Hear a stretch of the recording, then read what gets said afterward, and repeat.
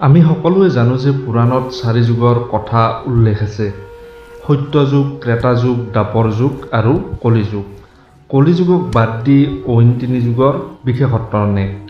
কিন্তু কলি যুগত বিশেষ একো দেখিবলৈ পোৱা নাযায়। এই যুগত মাত্ৰ মানুহৰ মাজত অহংকাৰ, হিংসা, প্ৰতিশোধ, লোভ আৰু মোহ এইসমূহ দেখিবলৈ পোৱা যায়।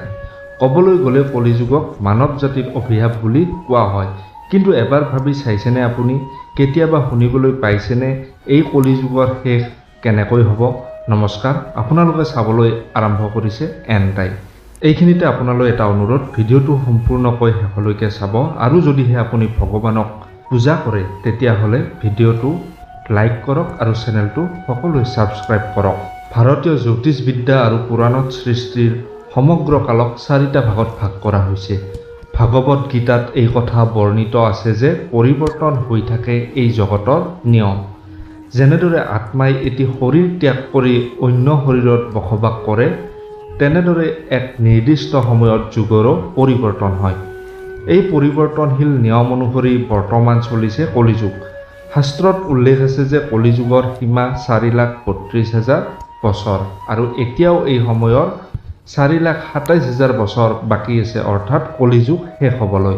কিন্তু কলিযুগ কেনেকৈ শেষ হ'ব তাৰ বৰ্ণনা ব্ৰহ্মপুৰাণত পোৱা যায়। এই ব্ৰহ্মপুৰাণ অনুসৰি কলিযুগৰ একেবাৰে শেষৰ ফালে মানুহৰ আয়ু কমি 10 বছৰ হৈ পৰিব। মানুহৰ লোভ আৰু হিংসা বহু বেছি বৃদ্ধি হৈ পৰিব। কলিযুগে যেতিয়া 5,000 বছৰ সম্পূৰ্ণ কৰিব, তেতিয়া গংগা নদী শুকাই যাব আৰু তেতিয়াই পৃথিৱীৰ সকলো দেৱতাই পৃথিৱী এৰি নিজৰ নিজৰ ধামলৈ গমন কৰিব। পৃথিৱীৰ নৰমনীষে সকলো ধৰণৰ ধৰ্মীয় কাম-কাজ আৰু ৰীতি-নীতি বিসৰ্জন দিব। গৰুৱে গাখীৰ দিয়া এৰি দিব। মানৱতা আৰু মানৱীয় প্ৰমূল্যবোধ নাইকিয়া হৈ শূন্য পৰিব। আৰু সেই কলিযুগৰ অন্তিম সময়ত ভগৱান বিষ্ণুৱে কল্কি অৱতাৰ ধাৰণ কৰি সমগ্ৰ পাপী লোকৰ বিনাশ কৰিব। ভগৱান শ্ৰীকৃষ্ণই কলিযুগৰ বিষয়ে কৈ গৈছে, যাৰ বৰ্ণনা মহাভাৰতত পোৱা যায়। শ্ৰীকৃষ্ণই কোৱা অনুসৰি কলিযুগত এনে কিছুমান মানুহৰ শাসন আৰু ৰাজত্ব চলিব, যিয়ে ক'ব এক আৰু কৰিব অন্য এক। কলিযুগত মানুহ জ্ঞানী আৰু বিদ্বান আৰু ধাৰ্মিক হ'ব, কিন্তু তেওঁলোকৰ আচৰণ ৰাক্ষসৰ দৰে হৈ পৰিব। কলিযুগত খাদ্যৰ ভাণ্ডাৰ থাকিব, কিন্তু অনেক মানুহে খাবলৈ নাপায় দিন কটাব লাগিব। ভগৱান শ্ৰীকৃষ্ণই কৈছে, কলিযুগত যেতিয়া পাপ আৰু পাপীয়ে অন্তিম পৰ্যায় পাব, পৃথিৱীৰ সকলো লোক ধৰ্মভ্ৰষ্ট হৈ যাব, তেতিয়াই তেওঁ কল্কিৰ অৱতাৰ ল'ব আৰু পৃথিৱীৰ সমস্ত পাপীক ধ্বংস কৰি পৃথিৱীক পাপীৰ পৰা মুক্ত কৰিব। লগে লগে আৰম্ভণি হ'ব সত্য যুগৰ। সেই সত্য যুগত মানুহৰ আয়ু প্ৰায় 4,000 বছৰৰ পৰা 10,000 বছৰ পৰ্যন্ত হৈ পৰিব। মানুহৰ মাজত পুনৰ ধৰ্ম ঘূৰি আহিব।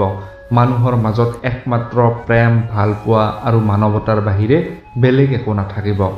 মানুহে পূজা অৰ্চনাত বিশ্বাস কৰিব। সেই যুগৰ মানুহে নিজৰ ধৰ্ম আনুগত্যৰ বলত দেৱ-দেৱীৰ সৈতে কথা পাতিবলৈ সক্ষম হৈ পৰিব।